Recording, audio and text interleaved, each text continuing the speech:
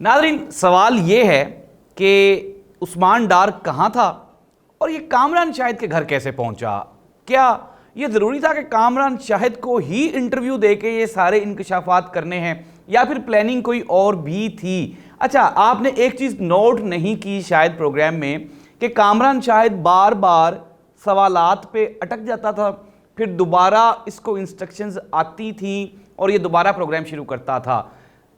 Mic के पीछे यानी कि इंस्ट्रक्शंस कौन दे रहा था, सवालात कामरान शाहिद को कौन बता रहा था और किसके कहने पे ये सारा कुछ हुआ, ये इंटरव्यू किस तरह से कंडक्ट किया गया, उस्मान डार की मुकम्मल कहानी ये मैं आपको समझाऊंगा, बताऊंगा, बल्कि पढ़ाऊंगा ये हुआ कैसे है सारा कुछ। अच्छा, और दूसरी और भी इसमें ना काफ़ी सारी चीज़ें थी जो आम शायद व्यूवर्स को या ऑडियंस को समझ ना लगें, लेकिन टेक्निकल जो इसमें फॉल्ट्स थे वो भी मैं आपको आज के प्रोग्राम में बता देता हूं। तो शुरू करते हैं आज का प्रोग्राम। अच्छा, सबसे पहले ये है कि जो मीडिया के लोग हैं ना वो इस चीज़ को बड़ी बखूबी जानते हैं। हमारे मोस्टली ये मेरे यहाँ पे ये माइक लगा हुआ है, ये माइक है, ये मेरी आवाज़ को कैमरा तक लेके जाता है। अच्छा, इसके साथ साथ ना हमारे कान में एक हैंड फ्री होती है जो कि हमें इंस्ट्रक्शंस देती है। अच्छा, वो जो हैंड फ्री होती है उसका माइक हमारे प्रोड्यूसर के पास होता है और वो प्रोड्यूसर आपने अमूमन देखा होगा कि खबरों में, चूँकि मैं भी एंकर रहा हूँ, खबरें भी पढ़ता रहा हूँ, प्रोग्राम भी करता रहा हूँ, तो अमूमन हमें हमारा प्रोड्यूसर इंस्ट्रक्शंस देता था और कहता था ब्रेक लेनी है, अब आप ब्रेक पे जा रहे हैं। फिर जब वापस आते थे तो भी वो बताता था कि हम वापस आ रहे हैं, फिर OCVO वो सारा कुछ बताता था। इवन कि जब आप प्रोग्राम कर रहे होते हैं तो फिर भी आपका प्रोड्यूसर आपको बता रहा होता है, क्योंकि सीनियर प्रोड्यूसर सारे मेरे दोस्त अहबाब हैं। इवन के हमारे बहुत अच्छे एक एंकर हैं मंसूर अली खान साहब, तो उनके प्रोड्यूसर थे यासिर ज़ैदी साहब। तो अमूमन वो कई स्टोरीज सुनाया करते थे हमें कि इस तरह से हुआ, प्रोग्राम को हम इस तरह से लेके चल रहे थे और ये सारा सिलसिला आगे की तरफ जाता था। अच्छा, अब मसला ये नहीं है कि कामरान शाहिद साहब को उनका प्रोड्यूसर इंस्ट्रक्ट कर रहा था, मसला ये है कि वहाँ पे प्रोड्यूसर था कौन। आप ये देखें, प्रोग्राम शुरू हो गया जी। पहली बात तो ये कि नाज़रीन कि इमरान खान के लिए, अगर मैंने पहले भी कहा है अब भी कह रहा हूँ, एक चीज़ तो वाज़ेह हो गई और हमने इसको कंडेम भी किया है। 9 मई के वाक़यात इंतहाई दिल गुजार हैं, दिल गुज़िदा हैं और दुखी हैं हम इन चीज़ों को लेके। लेकिन मसला ये है कि 9 मई के वाक़यात को बेस बना के मुल्क का अमन व अमान तबाह करना और फिर उस पर दोहरा मेयार रखना। अब उस्मान डार ने अपने प्रोग्राम में 2 बंदों के नाम लिए, उन 2 बंदों के लिए कानून मुख्तलिफ तरह से रिएक्ट कर रहा है। एक मुराद रास का नाम लिया, डॉक्टर मुराद रास जो कि लाहौर से MPA हैं, ये गुलबर्ग वाले हलके से। अच्छा, और दूसरा उन्होंने आज़म सवाती का नाम लिया।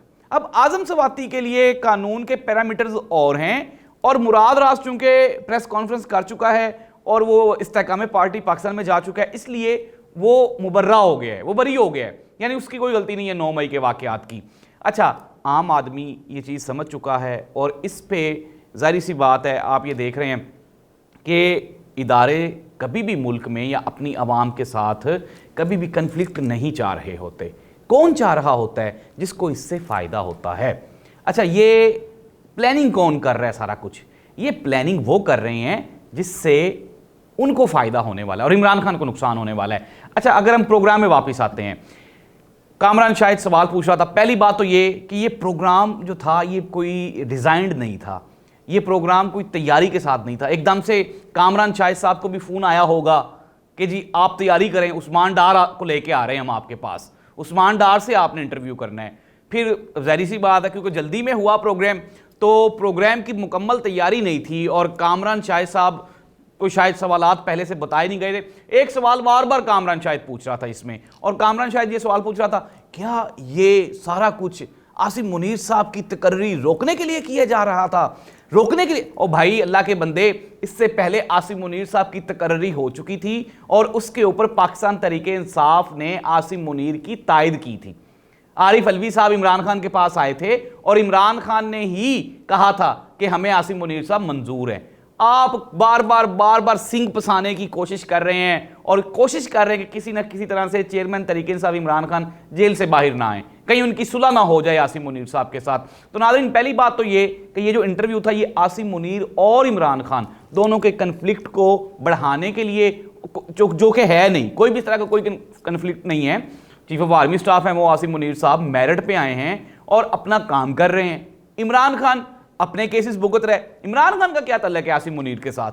आप बार बार दोनों को आमने सामने लाकर लड़ाने की कोशिश कर रहे हैं और इसका बेनिफिशियरी कौन है? नाज़रीन, इसके बेनिफिशियरी वही हैं जो कामरान शाहिद के स्पॉन्सर्स हैं। और कामरान शाहिद का स्पॉन्सर कौन है ये आप भी जानते हैं, मैं भी जानता हूं। कामरान शाहिद सब लंदन क्या करने गए थे, किसके कहने पे गए थे और किस किस तरह के अपने प्रोग्राम्स वो करते हैं और बातें करते हैं। कामरान शाहिद को पूरे प्रोग्राम में कोई समझ नहीं आ रही थी, इंस्ट्रक्शंस आ रही थी बार बार कानों में। पीछे बैठी हुई जो खातून थी वो बता रही थी कि ये सवाल पूछो, ये सवाल। ये वही खातून है जो अमूमन मीडिया को कंट्रोल करती हैं, जो मीडिया को इंस्ट्रक्शंस देती हैं, जो मीडिया को लेके चलती हैं। अब आपके ज़हन में नाम तो आ गया होगा, ज़ाहिर सी बात है, मैंने भी पाकिस्तान में रहना है तो आपको पता है कि, लेकिन यह है कि अल्हम्दुलिल्लाह मैं पहले भी सच बोलता रहा हूँ, अब भी आपको बोल रहा हूँ, मुसद्दका इतलात के जो हमारे ज़राए हैं ना, उनकी इतलात के मुताबिक ये पूरे का पूरा प्लांटेड इंटरव्यू था, पेड इंटरव्यू था।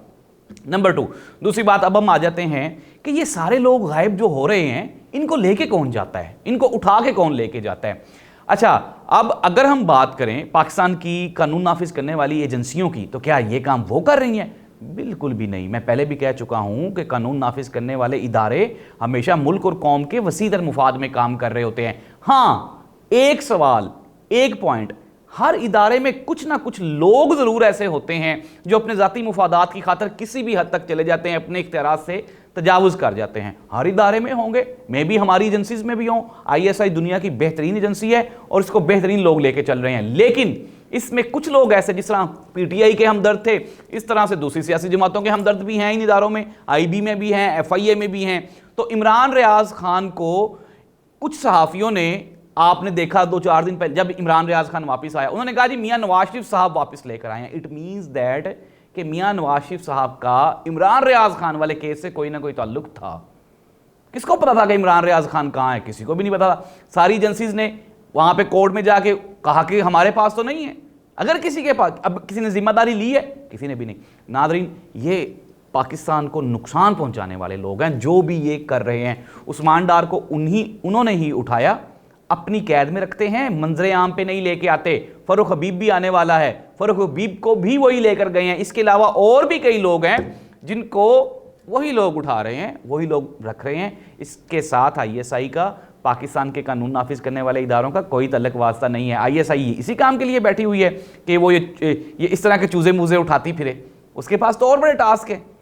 तो नादरीन, ये बिल्कुल भी ISI का काम नहीं है और ना ही इसमें ISI इन्वॉल्व है। ये वो लोग हैं जो इमरान खान और इस्टेब्लिशमेंट को, इदारों को लड़ाना चाहते हैं और वो अपने मकसद में कामयाब भी बड़ी खूबसूरती से हो रहे हैं। पाकिस्तान तरीके इंसाफ के लोगों के बारे में, वोटर सपोर्टर के बारे में आप जो मर्जी कह लें, अब उस्मान डार के लिए आप जो मर्जी, जाहिर सी बात है सख्ती थी। इससे पहले भी हमने देखा उस्मान डार के घर पे जब रेड हुई थी तो उस्मान डार की वालदा के साथ क्या क्या हरकत की गई। फिर ऑन कैमरा जब सारा कुछ आया तो ख्वाजा आसिफ साहब ने माफ़ी मांगी। अच्छा नाज़रीन, अब ये सारा कुछ हो क्यों रहा है मैं आपको ये भी बता रहा हूँ। अच्छा, हुआ ये है कि पाकिस्तान तरीके इंसाफ को तोड़ने की कोशिश की गई, लेकिन तरीके इंसाफ नहीं टूटी।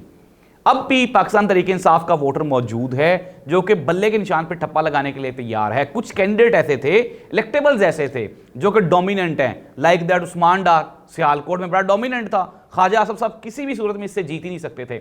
अब हुआ क्या है, ख्वाजा आसिफ साहब रो पड़े हैं अपने बड़ों के आगे, अपनी पार्टी के आगे। जी मेरे तो अगर मुकाबले पे उस्मान डार खड़ा हो गया मैं तो नहीं जीत पाऊंगा। तो अब हो क्या रहा है, अब उस्मान डार वहां पे खड़ा होगा तो वही जीतेगा। अब मजबूर किया जाएगा उस्मान डार को कि वो वहां से विड्रॉ कर जाए। फरूख हबीब अगर राना सनाउल्लाह के मुकाबले पे खड़ा होता है तो फरूख हबीब जीत जाएगा, राना सनाउल्लाह हार जाएगा। नाज़रीन, ये प्लानिंग है पाकिस्तान मुस्लिम लीग नून के वो तगड़े लोगों को जितवाने की जिनके मुकाबले पे अभी तक पाकिस्तान तरीके इंसाफ के लोग डटे हुए हैं। ये इंटरव्यू प्लांटेड था। ये वही लोग हैं, मैं बार बार बता रहा हूं आपको, जो इमरान खान और इस्टेब्लिशमेंट को लड़ाना चाहते हैं। इसमें इस्टेब्लिशमेंट बिल्कुल भी इन्वॉल्व नहीं है। ये जो इंटरव्यू था इंतहाई नाकस, कमज़ोर था। जितने भी इल्ज़ामात इमरान खान पे लगाए गए वो आपस में मैच ही नहीं हो रहे थे। उस्मान डार के, ना ही तो उस्मान डार को सही जवाबात आ रहे थे और ना ही कामरान शाहिद को सही सवालात आ रहे थे। वो उस खातून को लेकिन स्क्रिप्ट मौजूद पड़ा हुआ था उसने, जो ये सारा प्रोग्राम करवा रही थी। और वो खातून कौन है आप भी जानते हैं और मैं भी जानता हूँ। किसी प्रोग्राम में उनका इंटरव्यू ही कर लेंगे अगर मौका मिला तो, अल्लाह ताला ने अगर कभी मौका दिया तो। नाज़रीन, ये थी कहानी कल कि उस्मान डार के उन वो जो इल्ज़ामात जो उन्होंने चेयरमैन पाकिस्तान तहरीक इंसाफ पे लगाए जी कि 9 मई के वाक़यात इमरान खान के, भाई 9 मई के वाक़यात का केस जो है वो इमरान खान के खिलाफ कोर्ट में है, कोर्ट उसको सुन रहा है, जिसके पास जो सबूत हैं वो लेके कोर्ट में आ जाए। और अगर आप में इतनी हिम्मत है तो आके आप इमरान खान का मुकाबला करें।